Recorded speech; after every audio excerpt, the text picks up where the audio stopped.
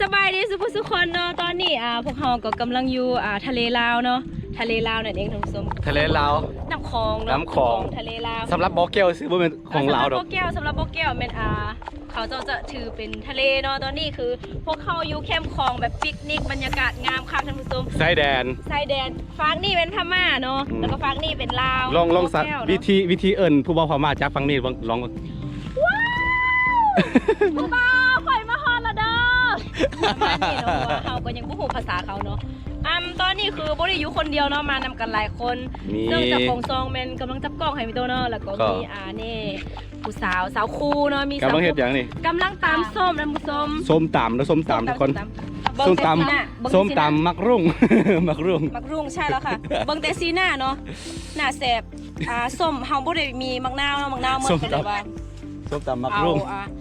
มะขามเปียก นี่ ใส่ กับภาษาไทยเอิญอย่างมะละกอเนาะตำมะละกอ แล้วก็มีสาวคำเพชรพอ คำเพชรไปใส่มา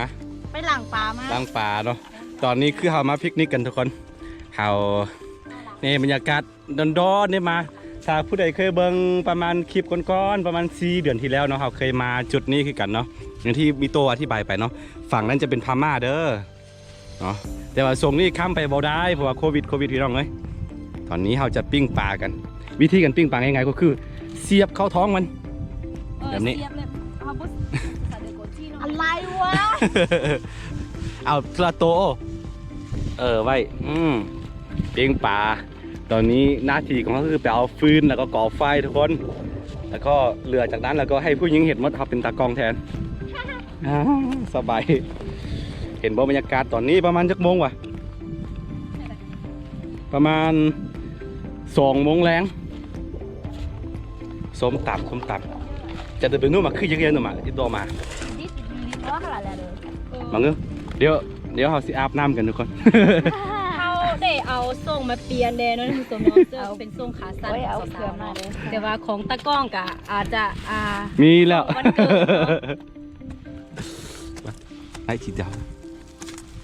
ตอนนี้คือบรรยากาศขัดแฮง สุดยอดเลย ซิมเสียเอา นี่ตัวลองซิมเบิ่งอันนี้ดูซิมแล้วก็บลองรีวิวรสชาติของมัน มาจะลองรีวิวเนาะ ว่าเซฟก็ว่าเซฟเด้อ บ่เบิ่งจาก เบิ่ง สี เจียว หน้าก็คือ เจียวนี่สุดยอดเลยมีอย่าง โบเมนเจลเครื่อง เครื่องปรุง ปรุงมัน เครื่องปรุง มีมะขามเปียกพร้อมเด้ แมน มาลองเบิ่งลอง อันนี้แมนเฮาเนื่องจากว่าเฮามาไกลเนาะแล้วก็คันถ้าเอาโคกมามันก็แฮงเฮ็ดให้เฮายุ่งยากเนาะก็เลยว่าเอาอันนี้ภาษาอาคาเอิ้นว่าแล้วพี่สนเจเนาะ แล้วพี่โบต้องไปต่อเยแล้วพี่ต่อเจอ แล้วพี่ก็เจอเนาะซึ่งแล้วพี่ทอนเจอก็แม่นอันนี้เนาะ จับแล้วกู อันนั้นบุกปานเลยเด้อ บ่ต้องปัดเพราะอยากกินขมๆมันเป็นได้ใด เมื่อกี้ลืมจำนะ มั่ว ลองเนาะเบิ่งจากสีหน้าก็หูว่าเข้มข้นเติบ1 2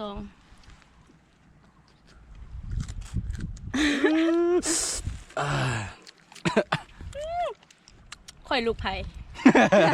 บ่จื้อข่อยลูกไผ่ข่อยบ่จื้อเดี๋ยวนี้ลืมฮอดพ่อแม่เนาะแซ่บแฮงท่านผู้ชมแซ่บตังโพดตังเหลือบ่ค่อยกินส้มตำคือแซ่บขนาดนี้เนาะ ชิมมือฉัน อันนี้ฮอดแฮงเลยสีมือสาวครู แซ่บเครื่องปรุงมัน เครื่องปรุงมะขามเปียกเนาะเข้ากันดี เบลใส่เลยเด้อ ใช่ไหม โอ้สุดยอดนี่ เอาก็ อันนี้คือส้มตำเราๆเด้อทุกคนเด้อ อาคาค่ะบ่แม่นเรา ส้มตำแบบอาคา ค่ะเรา เราเนี่ยอาคาบนอื่นบ่ค่อยกินส้มตำกันดอกส่วนหลายไม่ได้พี่น้องฟังไทยกับเรานี่ อยู่จีนอยู่พม่าเขาบ่ค่อยกิน ผู้กินนี่โอ้สุดยอดปะมันเรื่องดูยุงอ่ะเรื่องอะไรมัน ที่ใหม่ย้อนแล้วน่ะโอ้ ออกทันแล้วก็อันนั้นเดี๋ยวไอเฮ็ดให้ สิบ่เข้ากัน มาทำกัน4 คนทุกคนแล้วเรามีคนนั่นน้ำมาทีหลังอีก มันใหม่มันบุกซุก บ่แม่นจะนั้นเดี๋ยวเฮ็ดให้ ถ้าเขามายามงาง ปลาเด้อปลา บ่ต้องปัดนะสำหรับนี่เนาะเคยออกซองอาคาร้อยคือกันแต่ว่าบ่ชื่อว่าเดือนใดประมาณเดือน 5 บ่ฮอด เดือน4 เดือน4เนาะ ของปีที่แล้วเนาะ เดือน4ปีที่แล้ว วันที่เศร้าป่ายนี่แหละทุกคนคำเพะ แม่ใส่อีกเขาเรียกบุญยาลีอ้าวลูกเข็มขุนเนื้อเราชัว สุดยอดเลย ฉันจะโดดน้ำอ่ะได้เปล่า โดดไหม อาก็ถ่ายตอนที่อันดับคูแรกต้องก็ถ่ายลง เข้าใจไหม สไตล์แบบ เอา ใหม่ นี่ตำเหรอ นี่วิธีตำจะตำแบบวิธีตำส้มตำแบบ 2021 ของอาคารนะคะ ของอาคานะครับ เพราะว่าเฮามักไก่เนาะเอาโคกมา มาไก่เอาครกมาบ่ได้เอารถจักรมาแล้วก็มีเครื่องอันนั้นน้ำหวานนี่ น้ำหวานแม่ น้ำหวานครับเดี๋ยวสิเห็นยี่ห้อมัน น้ำหวาน แดง หัวเสือแล้วก็มีขนมแล้วก็มีแกันตะเวน อ๋ออันนี้เป็นเจลสุดเด็ดเนาะ บ่สุดบิกินี่มาเต บ่ มีปุ้ยบนซื้อ ขาย อ้าวอาชีพปิงเธออยู่ ว้าว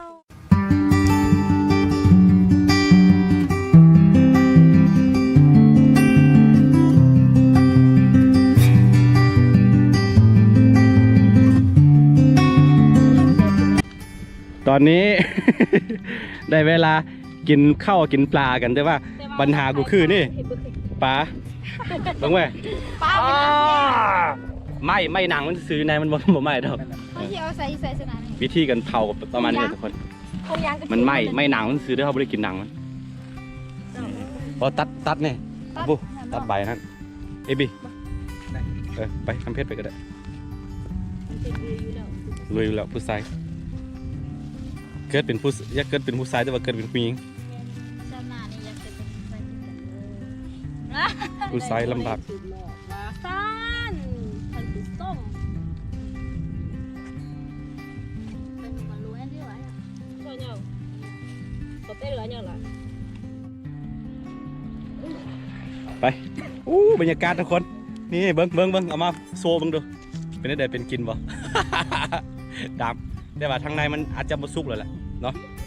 สุกเนาะไปเบียร์ไม่ต้องตักกันนะทุกคนตอนนี้เรามากินบรรยากาศนี่โอ้ยสุดยอดเลยบนห่มโอ้สุดยอด อุ้ยสุดยอดแล้วผม สุดยอดเลยโอเคตัวนี้เฮาซีกินข้าวกันทุกคนบรรยากาศ แล้วเนาะ บ่ไหวแล้วหิวข้าวโอ้ยนี่เฮามาอันนี้เป็นสั้นทุกคนเป็นสั้นหินนะ เชิงแม่นว่าเป็นคนงามแต่ว่าบ่ต้องกินข้าวเนาะท่านผู้ชมเนาะเชิงแม่นว่าเป็นคนงามบ่กินข้าวก็อยู่บ่ได้คือกัน พูดนะ เนาะ ลงตัวเองนี่บอลที่เฮาก่อไฟทุกคนนี่แหละแล้วก็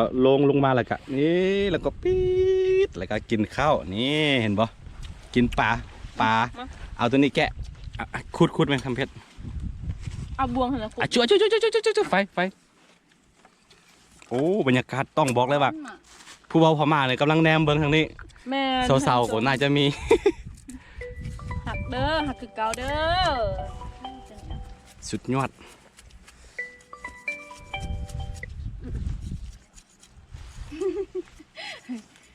มีโตคิดฮอดไฟซึกเบาญี่ปุ่นมาเลยบ่า โอซาก้าเลยว่ะ คิดฮอดผู้บ่าว ฮอกไกโด พม่าเนาะคิดฮอดผู้บ่าวพม่าซื้อไปเนาะ ไปตะคน ไปหักคนเนาะมีตัวหักลาวหลายเนาะฝากไปบอกได้เด้อคันถ้าไปฮู้ภาษาลาว ฝากบอกเล่าโทรหาได้เด้อ ฝากบอกพี่ไปโทรหาด้วยนะคะ ป้าจังนั่นแหละนี่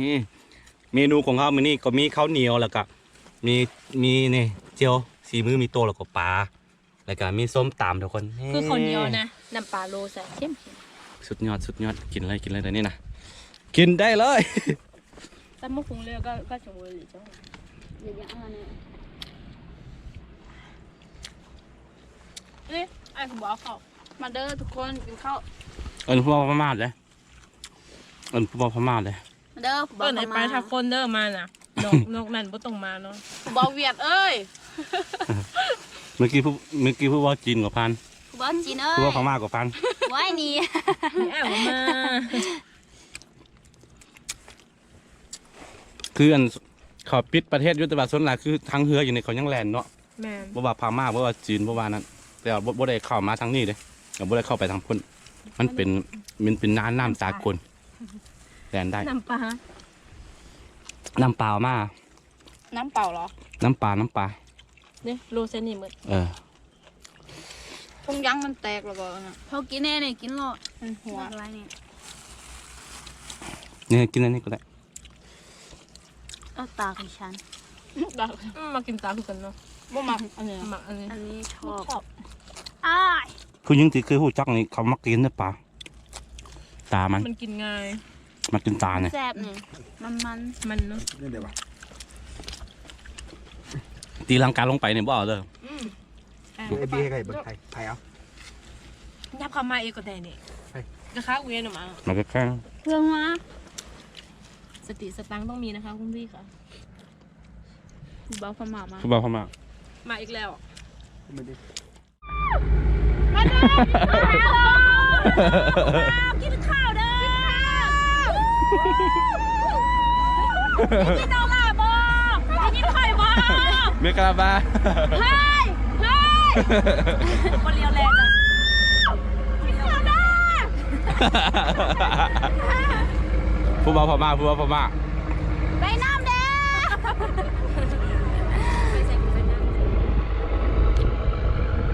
นี่อยากอะชวนเขาหรอกมาจะดุม โอ้ยเฮ้ยพุ่นเห็นปะลม มาเยอะ ลมแล้วก็ไม่ตัวไฟมันออกมาเดี๋ยวก่อน อะไรวะ ก้ม กินข้าว บรรยากาศต้องบอกเลยสุดยอดนานๆทีได้มาเนาะจักเดือนแล้ววะครับบ่มาพี่ เดือน โน่นี่ตั้งแต่ปีแล้ว บ่เนี่ยเคยมากับมีโต้คือกับตอนนั้น อาลีเนาะ ตอนทำอิฐเนาะ แม่ ตอนแรกๆตอนมาอยู่พี่ใหญ่มาอยู่พี่นี่ประมาณ2010เท่าไหร่ปะ ซี 2010บ่แม่น14 2016 กำลังขึ้นเบาหน่อยซื่อ กำลังเป็นผู้บ่าวน้อยอ้อๆเนาะ เป็นผู้บ่าวน้อยอ้อ ๆมูหูเสียสดเถื่อแล้วนะ ๆยังบ่เสียเถอะอะสดซิงอยู่อาลีเครียดแล้วกลับปะ แมนตอนนั้นอาลีดำเนาะแล้วก็ตัวนี้ ยังน้อยๆอยู่ ตัวนี้งาม เกลียดนี่ยังก็ เป็นสาวแล้ว อยากกลับวันนี้แต่ว่าอัน แล้วก็เขา ผู้บ่าวนี่ยังไม่อยากกลับเทื่อนะ หามาฮอด แล้วก็กลับปะ ก็มาฮอดแล้วก็อยากกลับแล้วนะ กลับมาไวถ่ายอยู่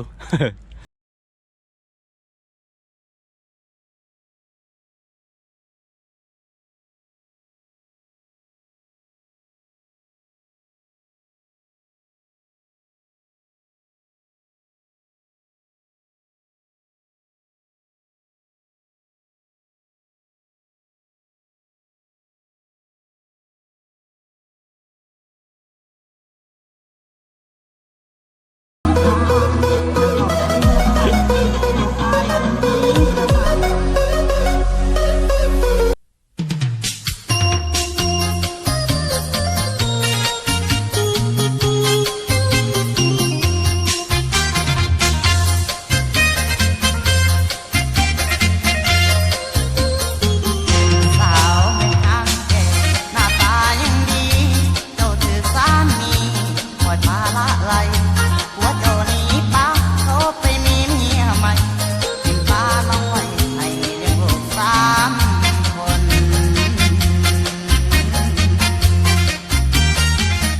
สาวไม่ห่างแก่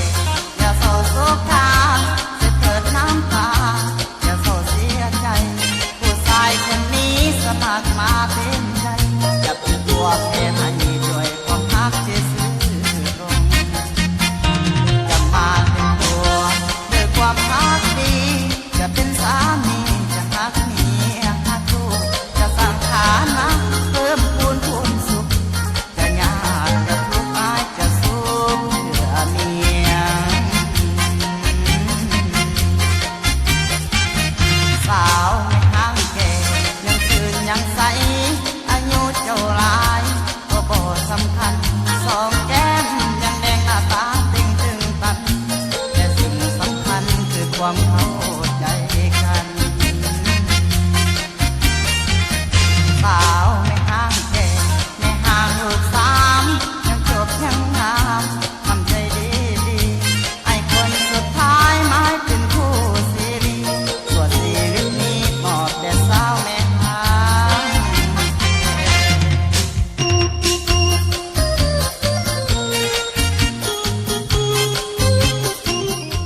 หลังจากที่เรากินข้าวกินน้ำหวานเข้าไปปาร์ตี้หน่อยนึงแล้วก็ ตอนนี้ถึงเวลาที่ เซลฟี่กันทุกคน เซล เป็น ฟี่ บ่ กัน แต่ว่าเราจะเปลี่ยนมุมกล้องเนาะเราจะ มุ บ่ ม อก ล้อยู่ ง นี่เราจะไปหาดทรายอยู่ ไปหัดไซเอาเนาะ งามแฮงนะผู้ชม งามแพงตอนนี้เขาจะเดินทางเกียมเครื่อง เดี๋ยวพาไปเด้อ นี่เป็นบรรยากาศแบบโอ้ยนานๆถึงจะได้มา นานๆถึงจะได้มาเนาะกินน้ำหวานกินน้ำหวาน เอาขึ้นเลยเอาปีถิ่มเด้อ เอา ฮะ บ่เอาไปเลยเดี๋ยวทกถิ่มเบิดเลย เดี๋ยวเอานี่ก็ใช่ให้เฮานี่โหปานในเดติ๊กต็อกลง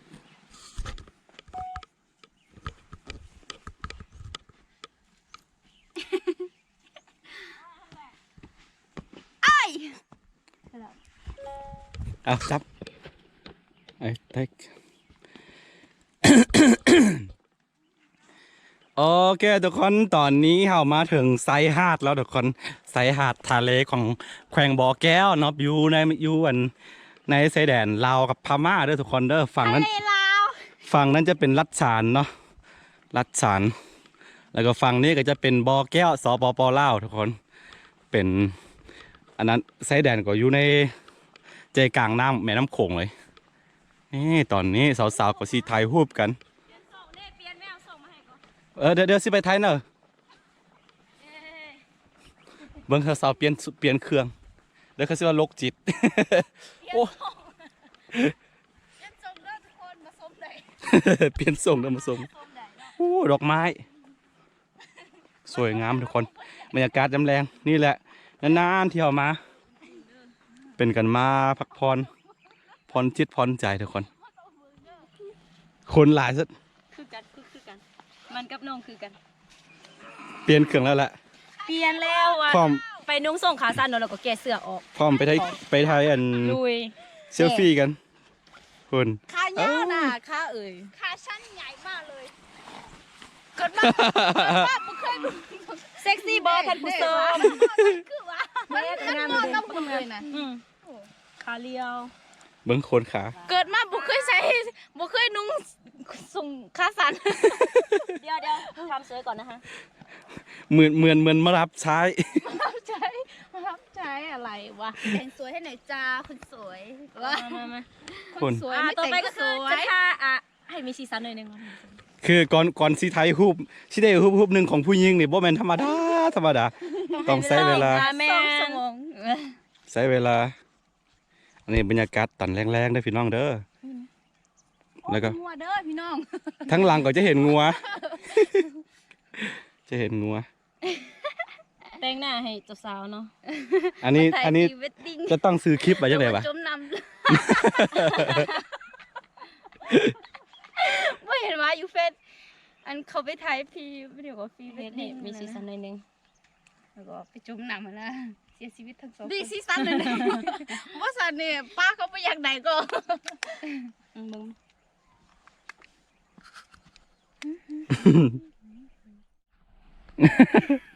ได้เวลาถ่ายรูปแล้วทุกคนเซลฟี่กันไป ไป let's go พร้อมแล้ว ไป เนาะ เอาผู้สาว thank you ไปถ่ายท่าใดบล็อกมา โอ้ยเห็นอันนี้เราคิดฮอดเสริมเซินเนาะ เนาะ แล้ว ดู ดูอีก ทะเลเวียดนามเนาะท่านผู้ชมเนาะ เดี๋ยวประมาณบางไว้ทั้งตื่นนึง คันถ้าโควิดหายเขาไปเนาะ ไปเด็ดแต่ภาวนาให้หาย แม่น ถอดเวี วั ย น ด นี้ นาม ฟิลคืออยู่ทะเลเลยท่านผู้ชม ทะเล ฟิลอยู่ทะเลนะคะ ต้องบล็อกแล้วว่าเนาะมันรู้สึกแบบนั้นเนาะทะเลลาว รู้สึกอยู่ทะเลแมน อืม รู้สึกอยู่ทะเล ทะเลลาวแฮดโด แล้ว น ก็ มาลี มันเป็นหาดทรายเนอะ ฉันอยากโดด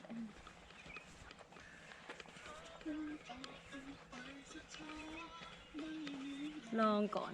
ที่ใส่งามเนาะ ถ่ายหลายมุมแน่ทะเลลาวทุกคนขณะกระโดดลงไปที่เกาะพุ่นแล้วออกไปทะเลจีนตอนใต้ เวียดนาม ถ่ายงาม มาเก็บเลย 1 2 มาโดนถ่ายทั้งตัวเลย1 2 3แล้วก็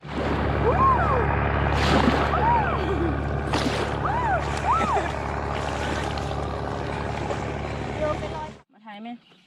สวยขาวมากเลย เย็นอ่ะ เห็นแล้วกูก็เข้ามาแล้วก็ มุกสิ ต้องตอนนี้เนาะได้เวลาที่จะกลับบ้านแล้วเพราะวันนี้เห็นว่าพระอาทิตย์กำลังตกดินนี่เห็นตกแล้วแหละยังนิดนึงตอนนี้ต้องกลับบ้านกันละแต่ว่าก่อนอื่นต้องถามมาตอนถามสาวๆกันมาได้จักรูป